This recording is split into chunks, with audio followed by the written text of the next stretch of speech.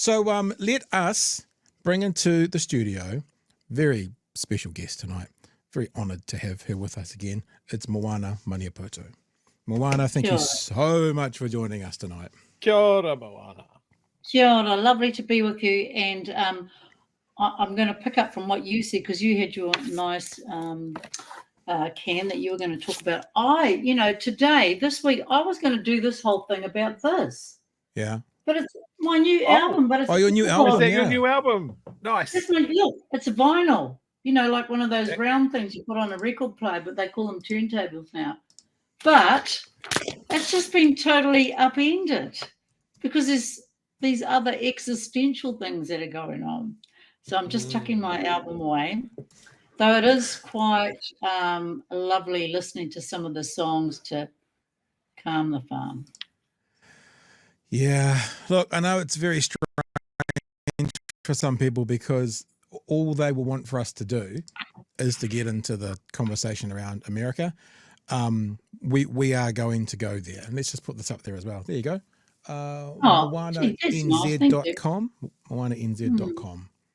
I know that music it might feel like it's kind of a bit frivolous at this point, but it does serve to soothe us when we need it. But also this particular album, which has reach into 6 different countries around the world and celebrates language and commonality, is quite timely, I think. So, I sort of think, well, okay, it's probably not the best time to launch it this week, but it actually could be because it's can be quite cathartic. No, look, I think Chewy's the same. I'm in a little bit of shock, not necessarily because there was no chance a certain orange chimpanzee could win, but we said last night that there would be a different result today. But my kind of position was based around what all the people in America were saying. What's his name? Litchfield, the guy who never gets it wrong. Fahrenheit 9/11. Michael Myers. Michael Moore. You know what he was saying. So we were taking our lead from the people who know something, and we were wrong. We were wrong. Yeah. And we got one thing right, Moana. We said last night, I bet you by the time we go to air tomorrow night, Donald Trump will have said he's won, whether he has or not. And he did say he's won, but that's because he's won. So it's kind of, we sort of got that right, but not really right. But anyway. I know. And actually, for our show, we've planned to speak to a number of 2 Indigenous Native American journalists that I spoke to when I was up there in July and August, and a wonderful journalist in Nashville.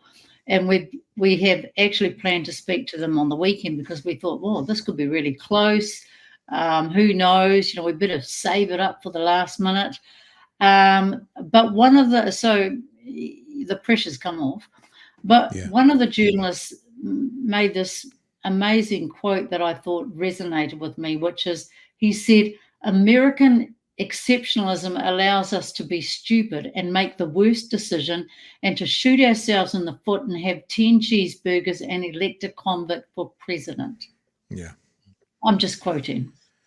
Yeah.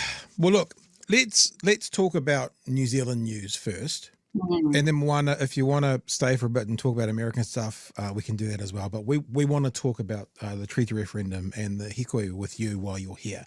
So let's do that. As I said earlier, TVNZ ignored this. It's on their website, but they ignored it in a story. Stuff gave it approximately 2.5 minutes of their time tonight. So what we might just do is watch the Stuff program, because it's got David Seymour and they're kind of going, well, what do you mean? We were just ready to go, so we brought it forward for no apparent reason. And then we can respond to this. Well, back home now, and in a surprise move, the government's controversial Treaty Principles Bill will be introduced to Parliament tomorrow, about 2 weeks earlier than expected. Te Pāti Māori claims it's an attempt to get ahead of a hikoe set to arrive at Parliament on November 19th. But ACT leader David Seymour is calling that a conspiracy. Meanwhile, the response to the earlier... And he would know. Introduction of the Waitangi Tribunal has released a second scathing report into the bill. Nick Trubridge has the story. An attempt to avoid more of this, or business as usual. Whatever the answer, the Treaty Principles Bill hits the House tomorrow. Cue political firestorm. What we've seen is a really disturbing individual proud of the disruption and the disharmony that he's created in Aotearoa. Look, I think Te Pāti Māori see conspiracies nearly everywhere. This was the turnout for a hikoi in May in response to the coalition government's policies impacting Māori. Another one, which organisers predict could involve 50,000 people, is planned in response to the bill. It was due to reach Parliament on November 19, the day after the bill's original introduction date. Seymour says the date's been brought forward because sometimes dates simply change. Yeah. Basically because we got all the work we needed to get done, got the policy agreed, got it through Cabinet, had the bill drafted and ready to go. The Māori Party says whatever the date, the damage is done. Well, it already has divided a country and it hasn't even hit the House yet. And so we've got a minister and a leader of an ACT party who has a premeditated agenda, which is to allow a 6-month period for a racist agenda to run its course. The uproar coincides with the release of the Waitangi Tribunal's second report on the bill. It hasn't held back, saying the Crown's process to develop the bill has deliberately excluded any consultation with the Māori treaty partner. It adds if the bill remained on the statute book for a considerable amount of time or was never repealed, it could mean the end of the treaty. It also found if this bill were to be enacted, it would be the worst, most comprehensive breach of the treaty in modern times. I think that the Waitangi Tribunal... I'm sure Richard Prebble will sort all those problems out though, won't he? I'm sure he's getting ready to make sure that we hold firm to the true intention and meaning of the treaty. I think Richard Prebble is the man for the job. Comprehensive breach of the treaty in modern times. I think that the Waitangi Tribunal's had 50 years to define the principles. They've come up with a set of ideas that are actually highly divisive.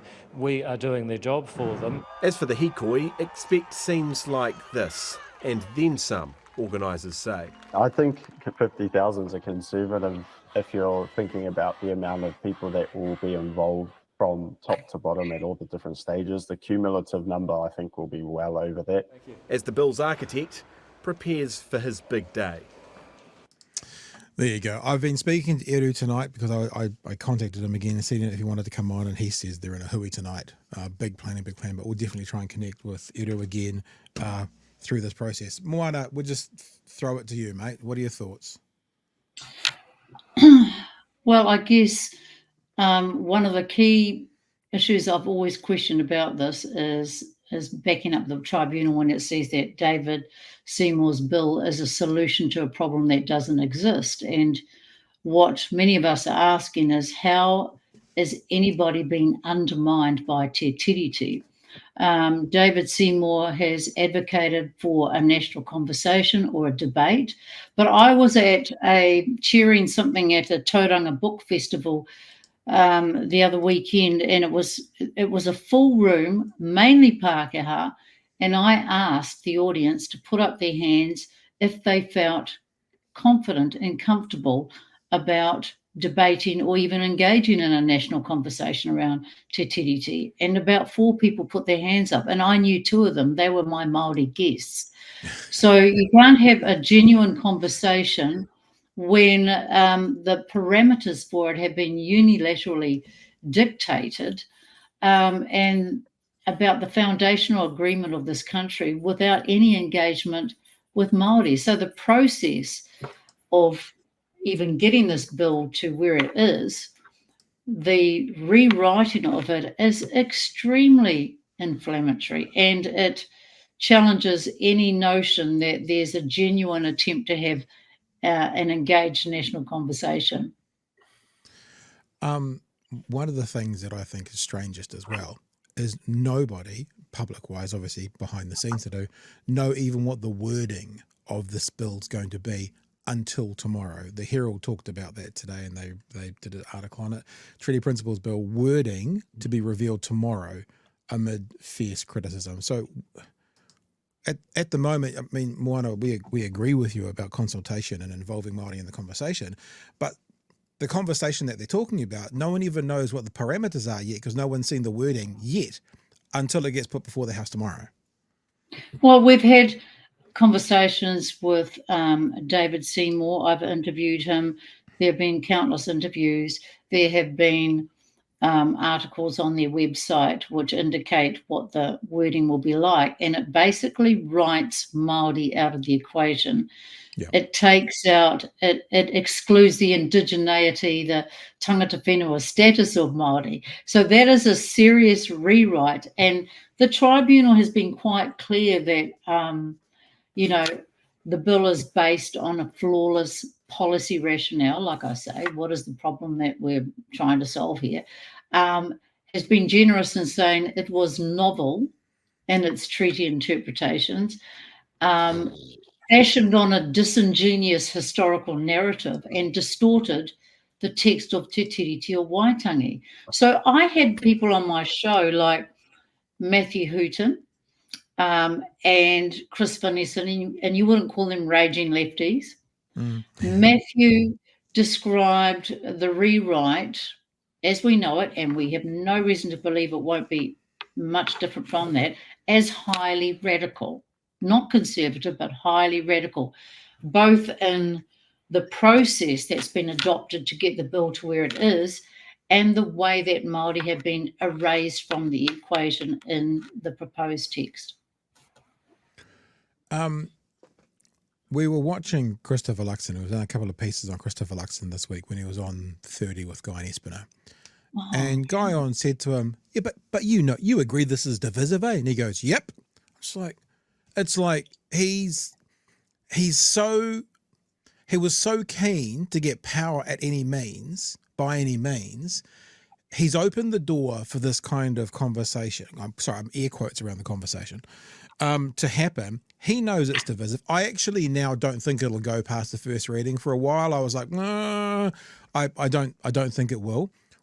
What do you think about what? And I'm talking about Luxon in particular. He's the Prime Minister. He's opened the door for this. He owns this. What he's done, letting this get put before the House and be debated for 6 months, and what that's going to do to society, which we need to remember goes back to him, not just Seymour, but him as well. Yeah, like 6 months. 6 months of airtime, focus on this particular bill, which is extremely flawed, is going to turn a proposed debate around the treaty into a law and order issue. It's going to become really toxic. And given the Prime Minister has confirmed he won't be in the country during the first reading of the Treaty Principles Bill, which, I mean, it's easy to assume, it's easy for all New Zealanders to assume that the coalition agreement takes precedence over the founding document of this country, and that is very telling. That's rough, mate. Saying it like that, that's fucking rough. Chewy, why don't you jump in, brother? Oh, there's so much I can say here. I think moving this up to this week for the absolutely transparent reasons that they've done it, that it'll be lost in the wash of the US elections, and then they want to get it to the debate chamber before the hikoi even leaves, is just some devious trash tier politics, and everybody behind it should be ashamed of it. I think we've got to keep in mind that David Seymour has one thing in mind. He knows he's going to lose this, but he is going to tie up so much of our national debate in it. He's going to keep it in the news cycle for as long as he can, and his end game is a public referendum, which will be one of the most horrifically divisive things that this country has ever seen. I think he's dead set on flushing 50 years worth of slow, inching, hard fought for progress in this country down the toilet based on his debate club understanding of New Zealand history. I think we got people in the chat talking about the training that they had and the knowledge that they had through their jobs of learning about treaty breaches, and we were talking about hundreds of years of straight up ignoring the treaty and ignoring Māori. As soon as it was signed and people could come in, that was mission accomplished as far as Europeans were involved in. and I think the discussion has shifted, is that there is a significant portion of this country that realizes that the treaty doesn't oppress anyone, that it is unique in the world, and we need to stand for it. I think there's a lot of people that are ignorant around treaty issues and don't have the training and don't have the understanding and haven't searched out the knowledge to form a coherent opinion on this, apart from sounds like Māori are being greedy. Yeah, so that's what David Seymour is counting on.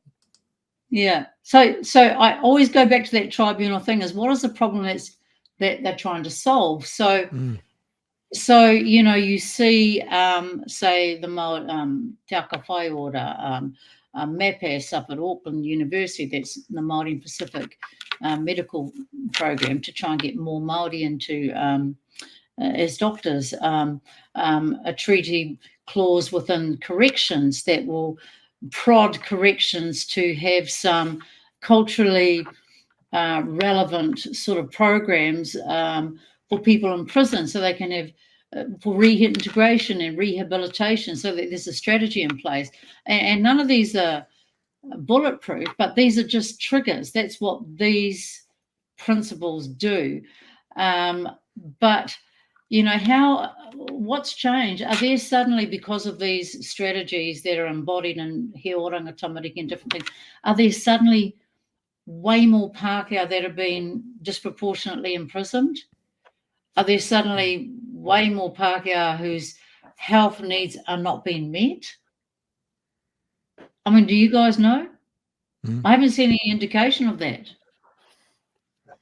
I want a lot of things in this country to have the treaty more centric in them. And it is at times for quite selfish reasons. I like the idea of the majority of our rivers being swimmable. And certainly doing things the way that we've been doing has not got that. So yeah, one of my hopes is that when we get past this, and we start considering things, resource management through a te tiriti lens, is that we will get better outcomes. Because as we've said on the show many, many, many times, what is good for Māori is good for all of us, because we live in the same country. And yes. it baffles me when I look at someone like David Seymour and say, can you not see this? And I think he can. I think he wants to ignore it. Well, I think there are ideological things.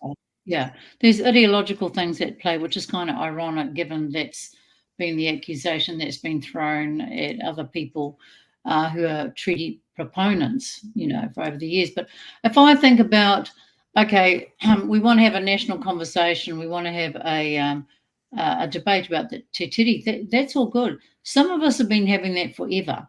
Like, I remember being at Waitangi in 1990 when Bishop Verco, Whakahuihui Verco, and a whole bunch of us were sort of booing. The Queen was there. And, we're like, oh, no, the church is going to just, roll over. And he got up there and he said, we don't need the principles. We have te tiriti. And everybody stopped booing and going, yeah. And there have been strategies like Mātiki Mai and conversations around He Puapua. There have been conversations in the justice space that have been going on for a long time.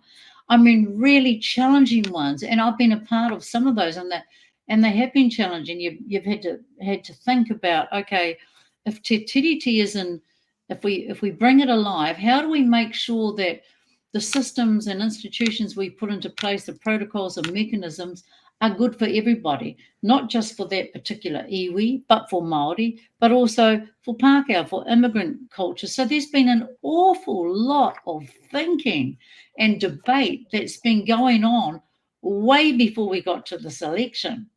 And none of that has been taken into account in the shaping of this particular bill. What do you think Waitangi Day next year is going to be like, Moana? Ooh.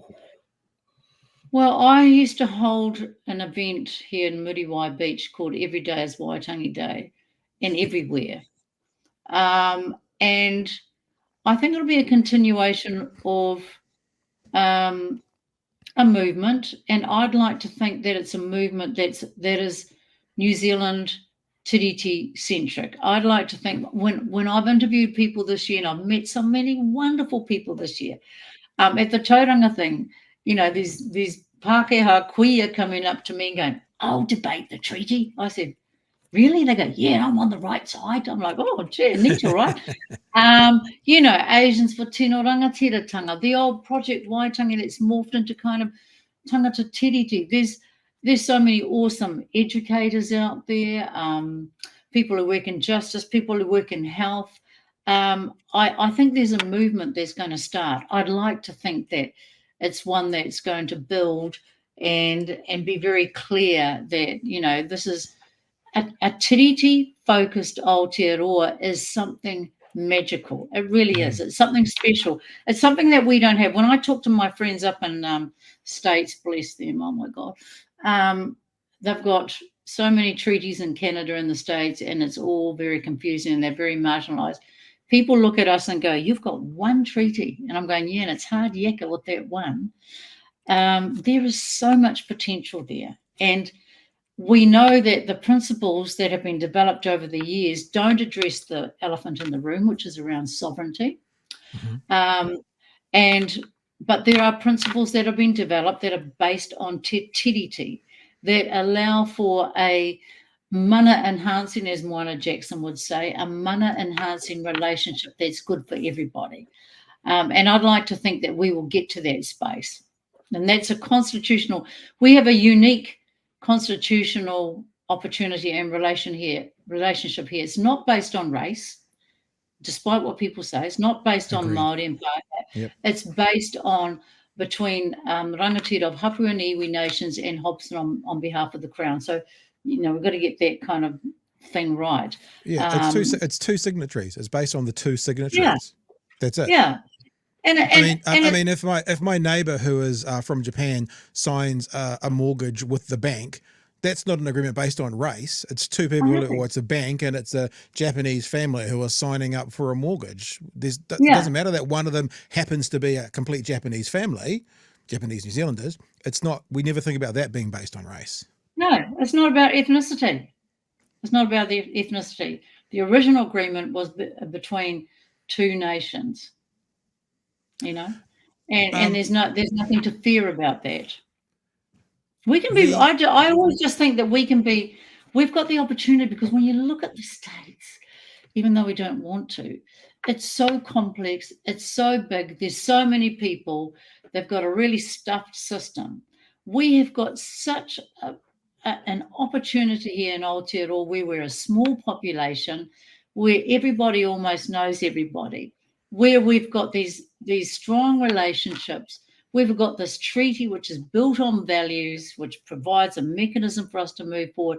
The potential is so exciting that we could be the example for everybody else. I'm interested in one aspect of the treaty. We all saw Lydia Thorpe 2 weeks ago, 2.5, 3 weeks ago, challenging King Charles about what the Crown has done to the Indigenous people of Australia. And as she was being herded out of the room, she was crying out, "We want a treaty. We want a treaty." Is she just referencing what New Zealand has? Is that the example of a treaty that Indigenous people would want? Because when I, as a non-Māori, talk about it, I always have this caveat where I go, you know, it's so much better than Australia. Not that it's good in New Zealand. We haven't worked it out in New Zealand, but, you know, so how do we square that circle? Like, is Lydia Thorpe calling out for what Māori have? And then how do we work out what Māori have to be what Māori should have? You know? Well, you know, yeah. Well, we did a story on the Voice to Parliament, and you know, really, at the end of the day, there are no treaties over there. They were seeking to set up, if you want to be blunt, a kind of an advisory body to Parliament that would provide Indigenous Australians with a voice.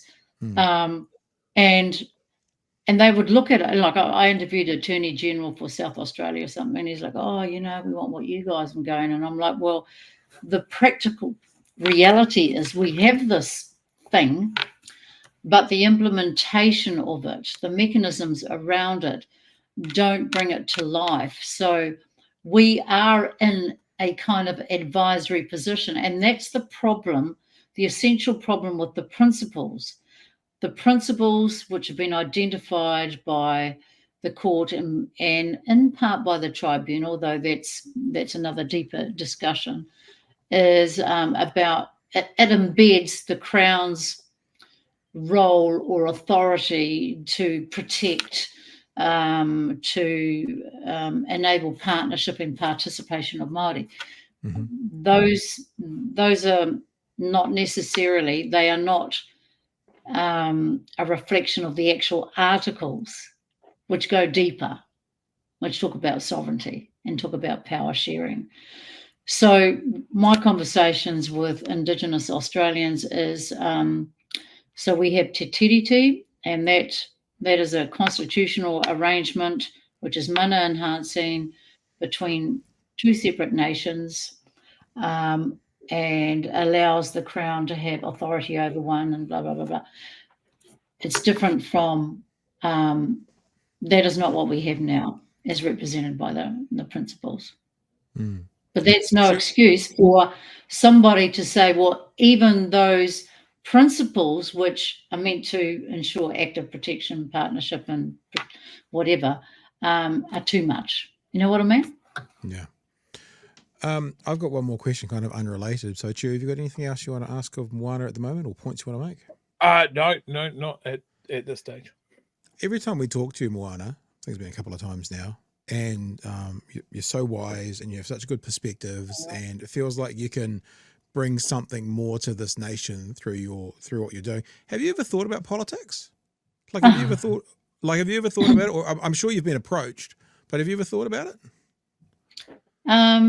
I have thought about it, and I suppose one of the considerations, I'm a little bit lippy, and I like to, I don't know if I could sit in the back, you know, but also, when I was approached, my daughter was young and it's just not a priority.